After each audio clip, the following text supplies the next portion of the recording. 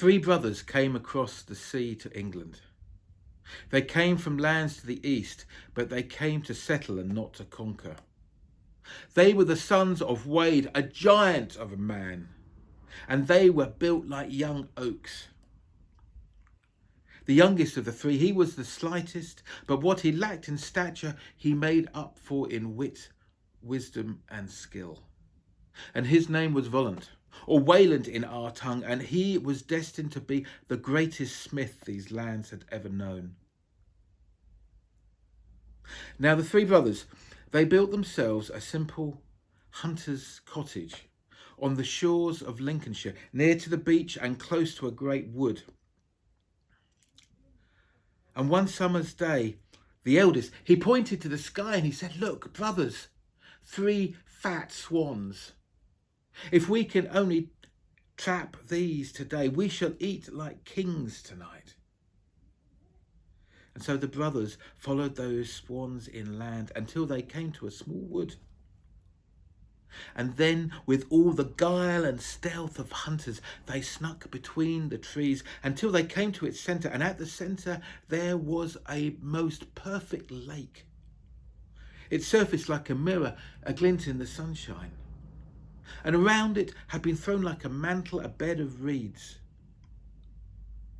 But on that lake, where they had expected to see the swans, they saw instead 3 beautiful maidens, as bare as the day that they were born, frolicking in the water. And to one side there were cloaks of swan feathers. The first of the maidens, she had long blonde hair, and on her finger there was a ring with a great diamond. The second maiden, she had tight curls of red hair, and the ring upon her finger bore a great ruby.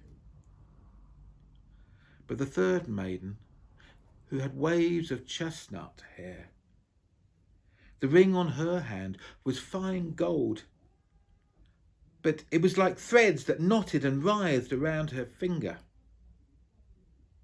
Now the eldest brother, he turned to the younger ones and he said, "Brothers, is this not as the skalds have told us?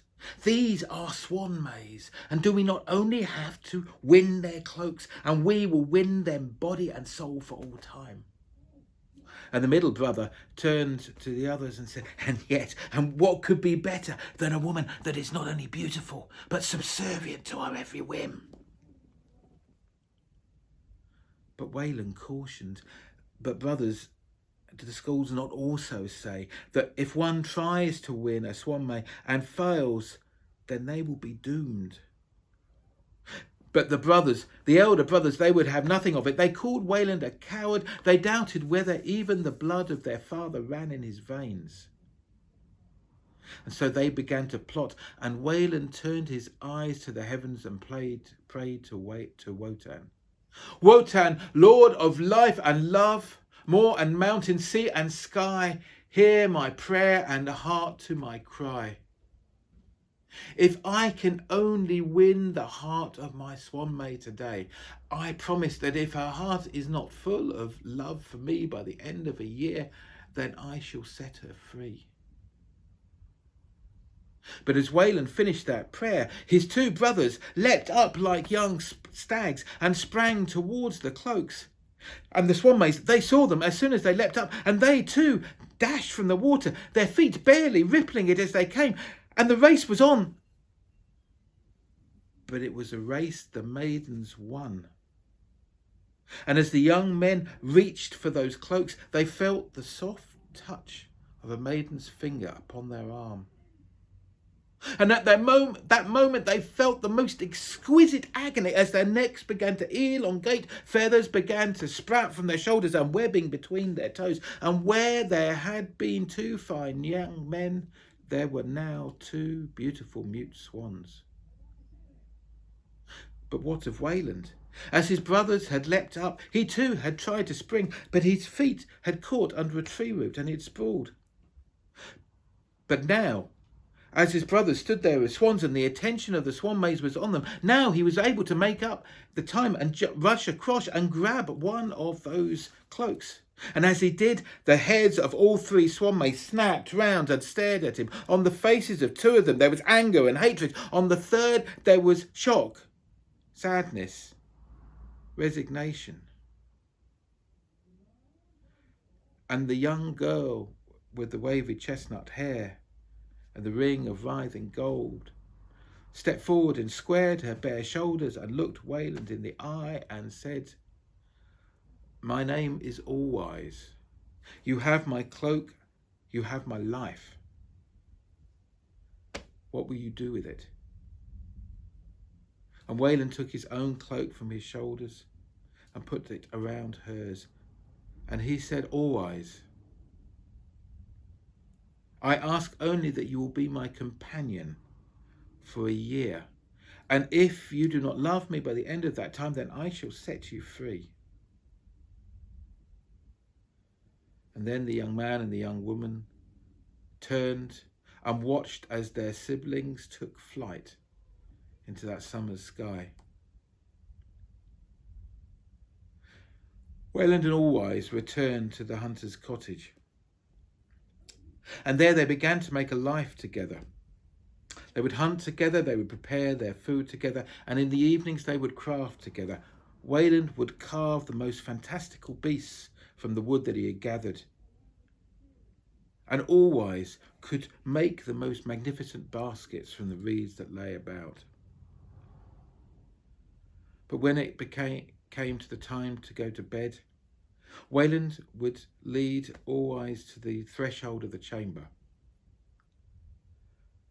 But there he would bid her good night, and he would return to the dying embers of the fire, and he would curl up in front of it like a dog. Well, the days turned to weeks, and the weeks turned to months.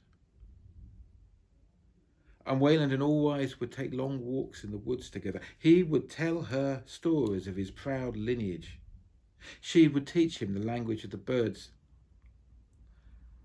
And All-Wise's heart began to melt, and she began to feel love for her coarse but honest hunter.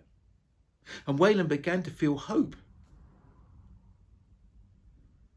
but always to be dashed on that last day before the end of the year. Wayland returned early from the forest, and there he saw All-Wise standing in front of the threshold of the cottage, the basket of herbs that she had been gathering lying discarded at her feet, as she stared up in rapture at a flight of swans as they flew overhead. Wayland turned to All-Wise and said, "My darling, you and I share all the love that a man and a woman can share. But I see now that there is part of your heart that I shall never reach. I must let you go." And she turned to him and she said, "Wayland, you know me too well. For it is true that I have fallen in love with you, but I cannot bear the thought of never having the wind beneath my wings again." And so Wayland took All-Wise the next morning with her cloak of feathers back to that lake in the small wood. And as he gave it to her, All-Wise turned to him with tears in her eyes and says, "Wayland, you give me a gift that no other man would give me. You give me my gift of freedom. And it is a gift that I must return in some way. So first of all, here is the ring from my finger, the ring of writhing gold. It is the ring that was made for me on the day of my birth by my father, King under the mountain, chief of the fairy forge. And I pray that each day you will look at it and think of me. But it is not enough, for your hands are not the hands of a hunter. They are the hands of a craftsman.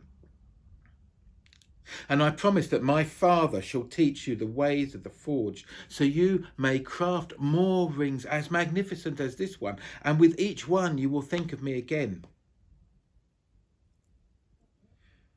But with that, she put the cloak on over her shoulders, and where had stood a beautiful maiden now stood a fine swan, and the swan took flight up into the summer's sky, where it joined a flight of 2 more swans. And Wayland stood, and he watched until those birds were no more than dots in the distance. But then he heard a great grinding noise behind him, and he turned round, shocked. And a great hole had opened in the earth, and there, standing by it, stood the strangest being he had ever seen. It was humanoid in shape, but it was made of boulders and stones. And when it spoke with the grinding voice of a millstone. "Come, Wayland," it said. And Wayland found himself following the gnome down into the caverns of the earth, and there he laboured for a year, learning the ways of the fairy forge, until once more he emerged. And now Wayland knew how to forge and temper and quench and hone steel to take the finest edge. He knew how to cut and polish and set a stone so it would take the slightest glimmer of light in a room. And he knew how to draw and twist and weave gold until it would make the finest filigree. And what's more, he knew how to breathe his very soul into his work to make it come alive. And so Wayland emerged, the finest smith these lands had ever seen.